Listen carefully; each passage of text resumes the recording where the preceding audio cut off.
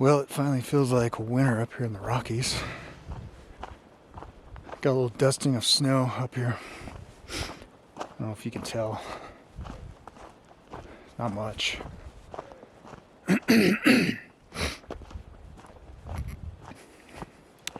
Here's proof.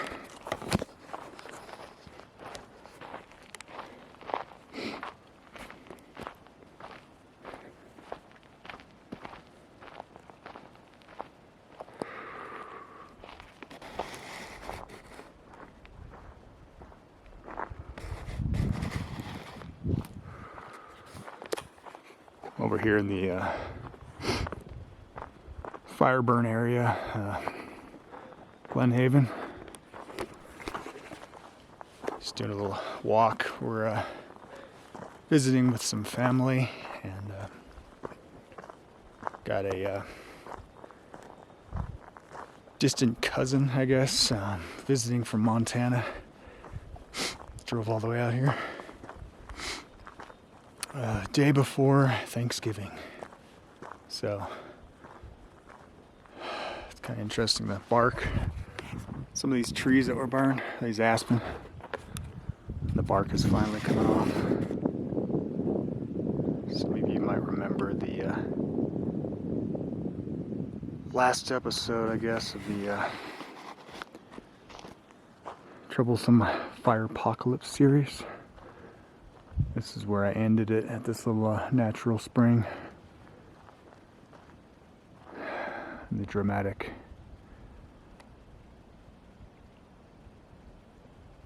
change in the landscape from what it used to be. Still a little water trickling over here. This whole area was flash flooded when we had all those rains a few months ago. I covered that a little bit too when I was filming the river overflowing its banks up near Glen Haven. So this whole little tiny trickly stream here overflowed. It's used to be a little drainage pipe, I think, but yeah, just completely washed out the road right here. And Rich had to come out here, dig it all up. Right now, this is all they have, kind of a makeshift pipe. But yeah, it did a lot of damage, actually. But as you can see, there's still water down there, reflecting in the setting sunlight. Whew, it's breezy though. Chilly, that's what I'm trying to say. It's a chilly day in the Rockies. Like I said, it's first time it really feels like winter up here, which has been pretty nice. I don't really particularly enjoy winter. I like a little bit of snow. You know, I like that kind of snow that just sticks around for a couple days and melts. But it's probably just the beginning. Yeah, I'm sure we haven't seen the half of what winter has in store for us. But it's been nice. I can get used to this, kind of like, this is global warming, right? Like San Diego weather all year round. Not too bad. I was just like, it was like t-shirt weather just a few days ago. And I was doing some spray painting a wheel for this pull behind camper I'm just getting finally finished up. And it was pretty nice. You know, I'm usually working outside, and so usually on my little projects in the wintertime, you know, I just got to close up shop. And I'm not too productive when it comes to doing my little side projects. Pretty though, the setting sun through the clouds here. Of course, it doesn't look as good in pictures, but it's peaceful. being out here.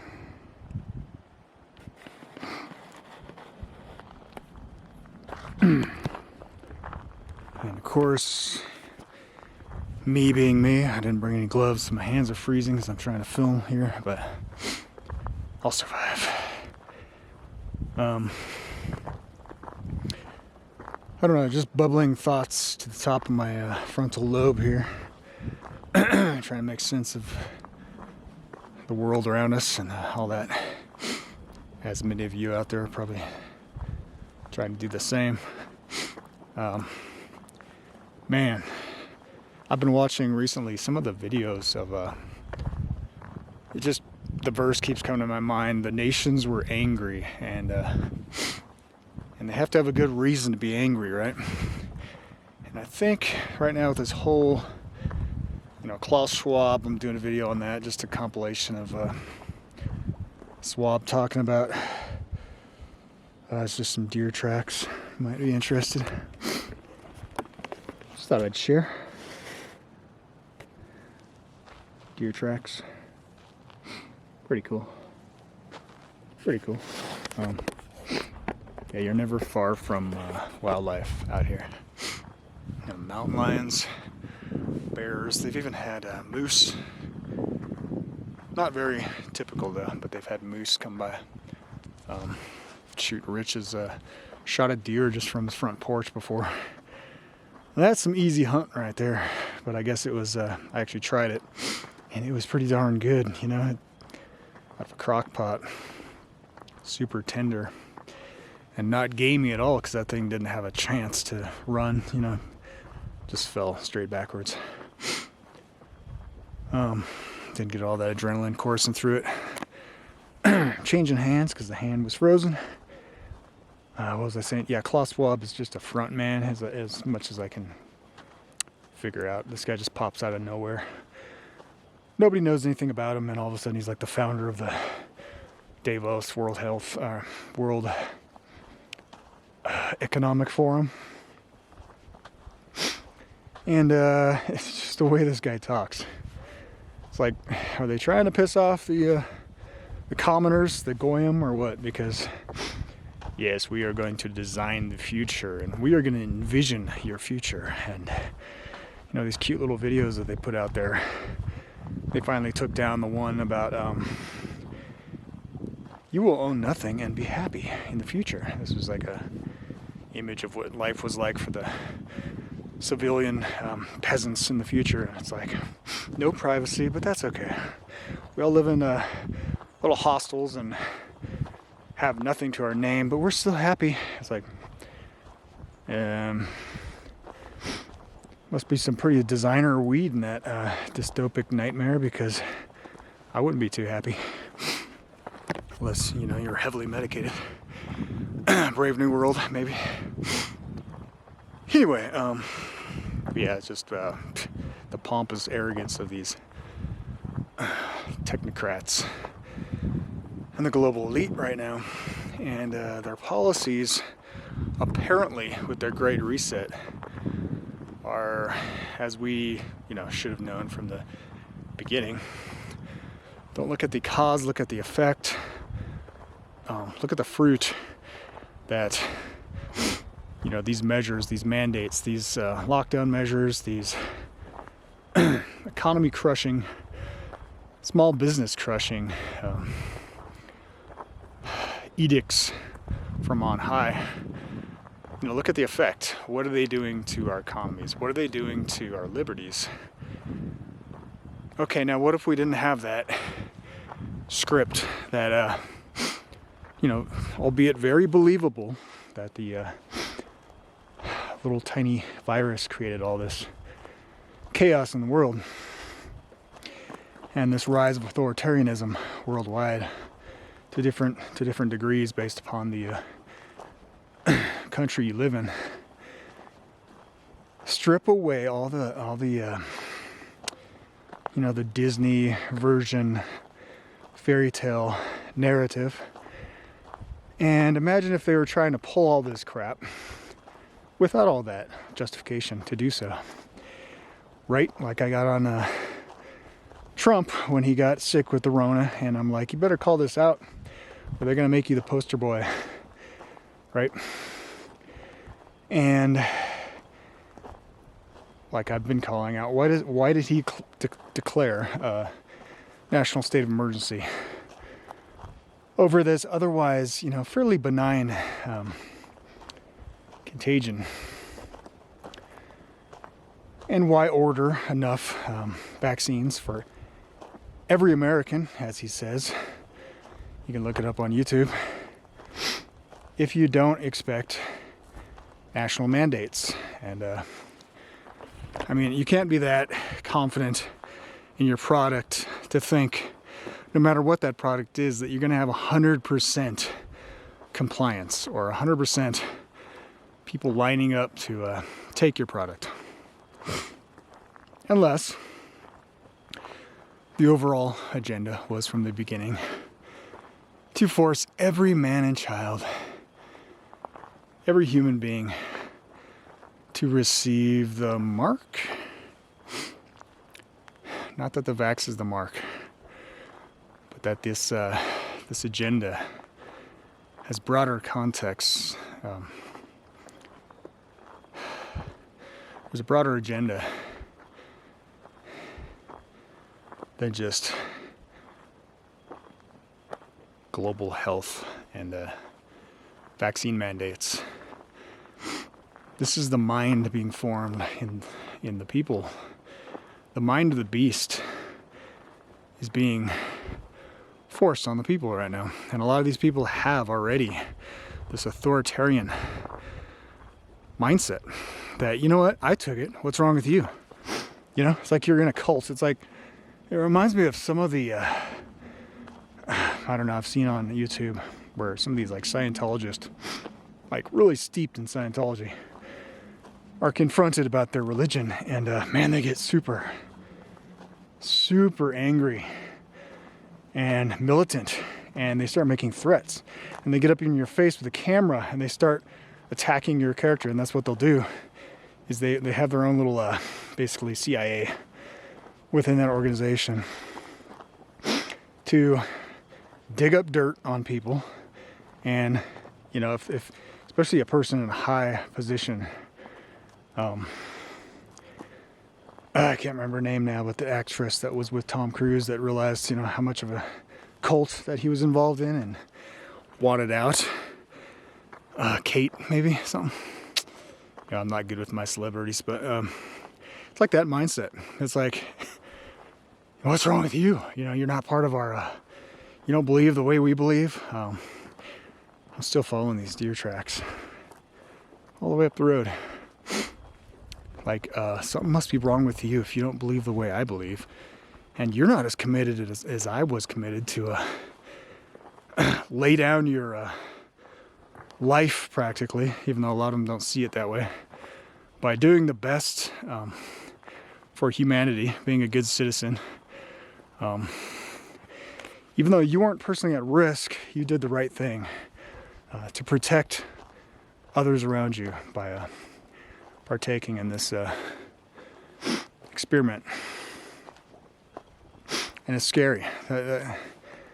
If you can justify, like I've been saying, if you can justify just on principle alone, if you can justify the government mandating what is put in your body, no matter what it is, no matter what you eat, what you put under your skin, into your bloodstream, what drugs you take, right? And especially your children. That should make anybody angry. And I'm very angry. I'm having a hard time holding that in anymore, that anger about all these innocents being lined up to pass through the fires, as I liken it to, for this priesthood of science, so-called false science. It's sickening. In any case, so yeah, if you can, I'm trying to follow my own train of thought, difficult sometimes. If you can mandate that the government has the ability to infringe upon your own free will choice, what you put in your body, your own health decisions,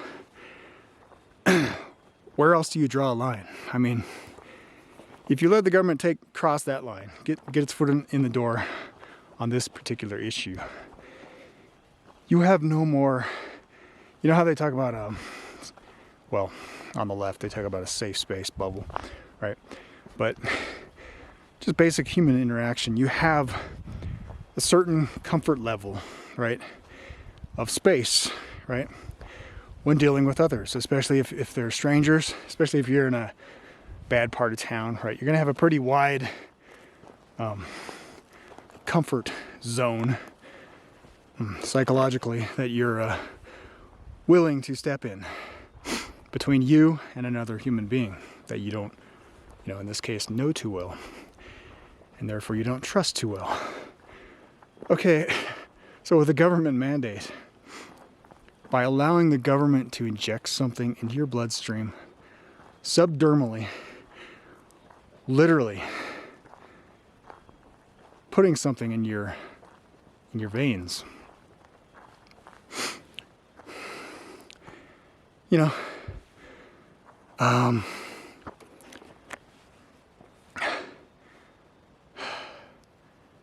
how does it go? Like, how does it get any more of an infringement on your person, on your being, on your existence, on your individual sovereignty than that? That is insane, people. I mean, and like I mentioned recently, just we're having a conversation like this. If you're curious, I just reached the top of my hill. This is that's my hilltop back there. That's as far as I'm going today. It's starting to get cold and the sun's down. Just that we're having this conversation is insane to me. And, like I said before, we'd never be having this conversation, would we, without the bought and paid for, sponsored by Pfizer, fake corporate news media promoting this narrative of fear, this fear-based marketing campaign for the last 2 years. We wouldn't even have this conversation. We wouldn't be having this discussion if it wasn't for the high priest of statecraft that can just manufacture reality. And we as consumers consume that reality, right? And we believe that reality. And we're faithful devotees of this new normal, this new reality that they've created for us to live in. And that's how it was after 9/11. Whatever your ideas are on exactly what happened in 9/11, to me it's obvious that there were planes, I won't even speculate on who was piloting those planes, but there were planes that flew into the towers. That's pretty obvious. There was something that flew into the Pentagon. As I read, the most videotaped surveillance, surveyed chunk of real estate on the planet, the Pentagon. We have yet to see actual clips.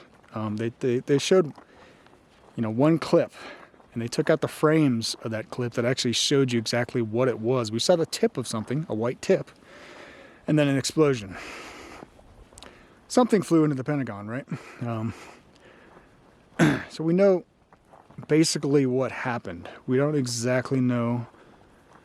I don't at all subscribe to the media narrative of who is responsible. And no, I don't think it's very likely that they found the passport perfectly preserved out there on the sidewalk of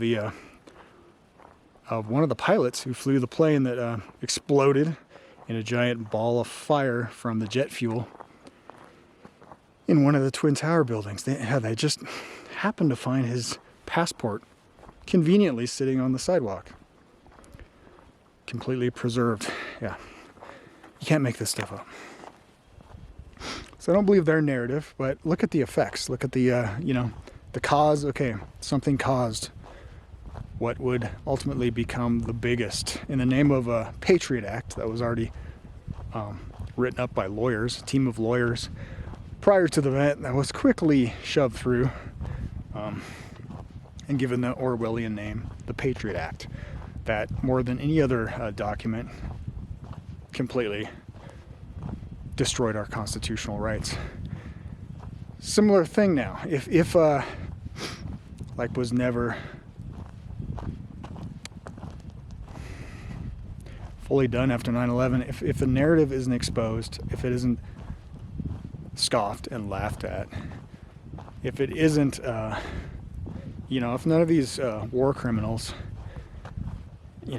responsible for crimes against humanity are ever brought before trial, never see any prison time, which is usually the case. When I heard Trump say lock her up, I laughed. Yeah, none of these people ever see jail time. Okay, that's just when you have such a corrupt, institutionalized criminal organization. My lips are kind of freezing up, my mouth, my cheeks. If you have such a criminal organization running things above the law, its members aren't subject to our laws. They're above the law. And that's just how it is now. I mean, we're living under this captured, counterfeit federal government.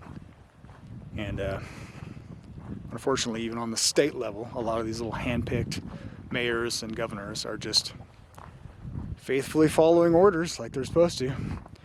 And so, if I sound jaded in the whole political system, it's for good reason. I'm just speaking from, my 40 plus years in existence on this planet that I've been paying attention, unlike a lot of others. Or perhaps, I have some strange, even though my memory is really poor in my opinion, for some reason I have this ability to retain certain information and remember the last time I was lied to by the same political party that now promises everything's going to be different.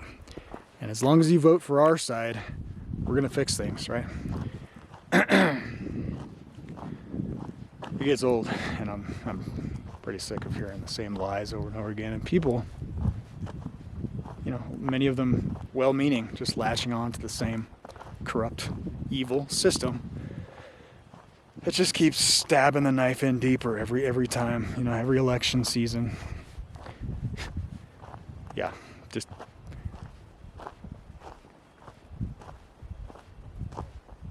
anyway.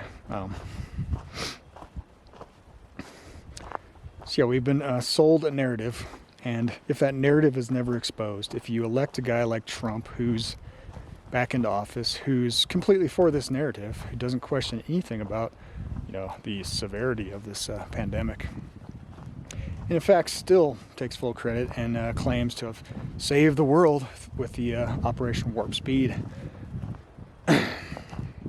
campaign that he started up there to quote-unquote twist the arm of the Fed, right? Because we so desperately needed this medical experiment in such a short amount of time, because it was such a serious, vitally important, life-threatening. It could have wiped out all life on the earth as we know it if it wasn't for Trump's Operation Warp Speed. If he's still going to continue parroting that narrative, then how is anything going to be different?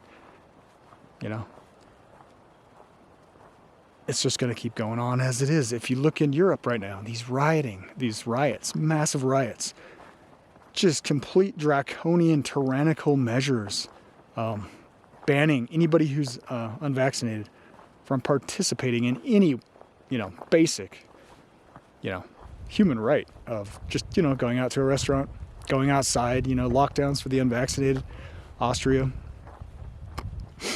quarantine camps in Australia. I mean, when does this end? Many of these same countries are some of the most fully vaccinated countries on the planet, and they have more severe,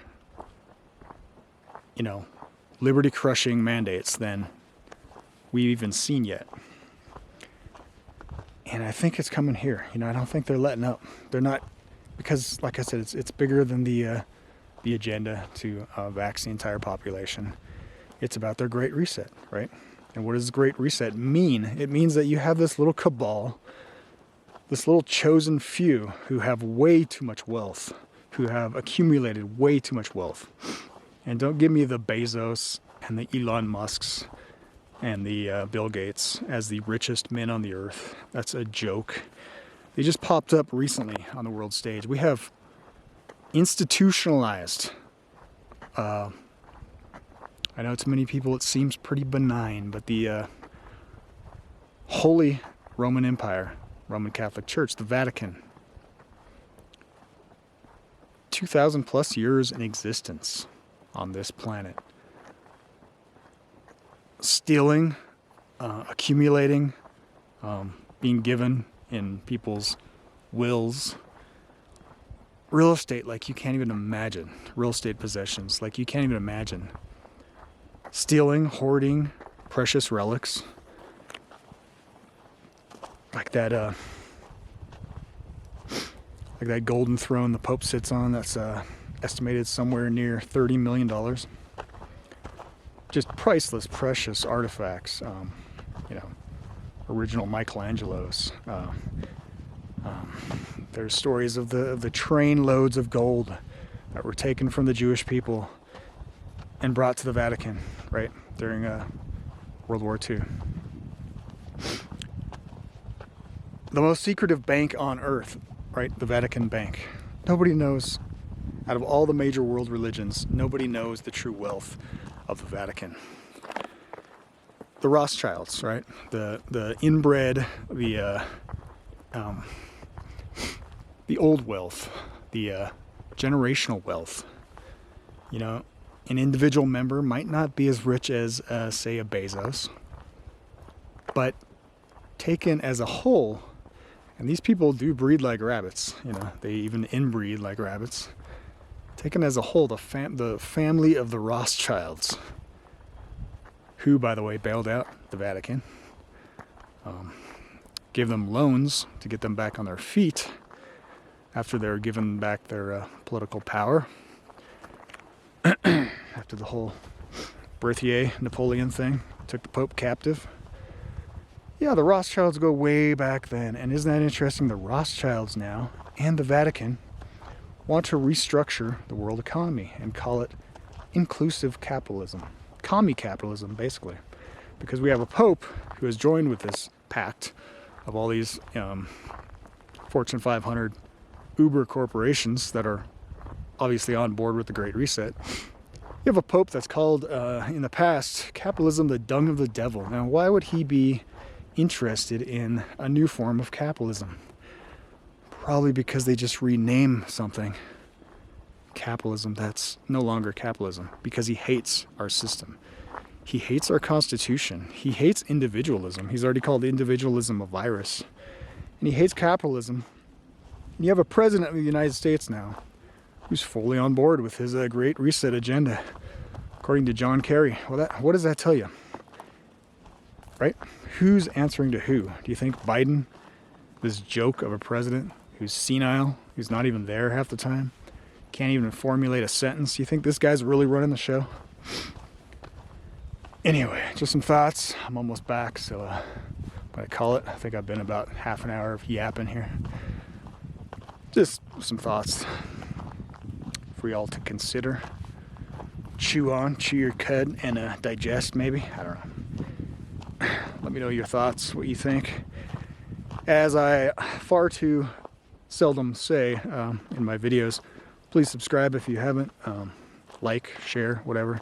Hit that notification bell. Anything helps. I'm finally just now breaking 600 subscribers. It's been an uphill battle. I feel like a hamster in a wheel deep in the ocean, because it's kind of hard to get any traction when you're talking about some of these sticky topics that the big tech, for some reason, is so fearful of a small guy like me discussing, that they're willing to ban my videos and at one point terminate my channel. So yeah, anything helps. God bless everybody. I'll see you. Have a great holiday. I always love Thanksgiving. It's it doesn't have too much pagan connotations behind it. It's not much to contaminate the spirit of Thanksgiving. And it's a part of our national history, so I'm always for that. Anything that draws people's minds. You know, we're living in a time right now when they're tearing down Jefferson statues. Yeah, something that also makes me pretty angry. Because they're afraid of his ideas. Because there's nothing a tyrant and authoritarian is more fearful of than some of those writings of Thomas Jefferson. That's why. It's under the guise of this social justice movement. But what they do is they take some of these humanistic concepts. You know, we're living in this counterfeit system of democracy where it's always the majority that have a say. Well, who voted, right? Did they do a vote on whether or not to remove Thomas Jefferson from the town hall there, town center in New York? And no, I don't think they had a vote, did they? It's tyrants that are using well-meaning, well-sounding, you know, warm and fuzzy excuses to implement the same kind of censorship and oppression that we saw, that we all escaped out of as a, you know, historical, I guess, collective in this country, this experiment called America. We are seeing the same kind of tyranny that so long kept Europe captive during the Dark Ages. And it's something worth fighting against. If not for ourselves, for the future, for our children. God bless everybody. This is Nightwatch N8, signing out.